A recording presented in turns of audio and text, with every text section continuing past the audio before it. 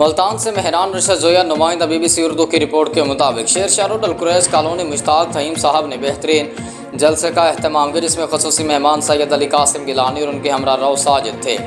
اس جلسے میں سید عبداللہ احمد شاہ مشاہدی اور عبدالرحمن احمد شاہ مشاہدی، مہر الیاس، مہر اسلم، ملک عباس، مولانا ملک شاکر تھیم، حاجی باقر تھیم، حاجی نعیم عبدالقادر، چاچا وزیر مجید، ماجد ظہیر عرف ننا بربو جوش کے ساتھ شریک تھے۔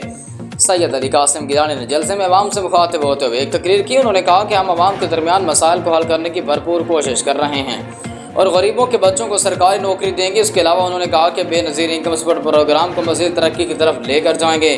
انہوں نے کہا کہ ہم القریز کے علاقے میں IT کے نام سے ایک ادارہ بنائیں گے جس میں خواتین اور مرد ڈالروں کے حساب سے پیسے کمائیں گے، تعلیم بھی حاصل کر سکیں اور عوام کی فلاح و بہبود کے لیے بھرپور کوشش کریں گے۔